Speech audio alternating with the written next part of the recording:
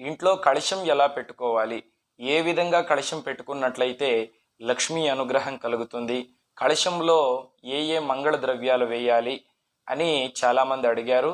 వాళ్ళందరి ప్రశ్నకు సమాధానంగా ఈ వీడియో చేస్తున్నాము. ముఖ్యంగా కలశం ఎలా పెట్టుకోవాలి, ఏ మంత్రం చదవాలి, ఆ కలశంలో ఏ ఏ ద్రవ్యాలు వేస్తే లక్ష్మీ అనుగ్రహం కలుగుతుందో ఈ వీడియోలో మనం తెలుసుకుందాం. ముఖ్యంగా మనం కలశం పెట్టుకోవడానికి కావలసిన వస్తువుల్లో మొదటిది ఒక చెంబు.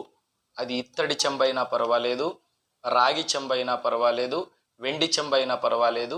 ఇలా ఒక చెంబు సిద్ధం చేసుకోవాలన్నమాట. ఆ తర్వాత ఒక చిన్న పళ్ళెంలో బియ్యం తీసుకోవాలి. అది రాగి పళ్ళెమైనా, ఇత్తడి పళ్ళెమైనా, వెండి పళ్ళెమైనా పర్వాలేదు. ఇలా నిండుగా బియ్యం పోసుకోవాలి. ఆ తర్వాత కొన్ని తమలపాకులు కానీ లేకపోతే దొరికితే మామిడాకులు కానీ తీసుకోండి.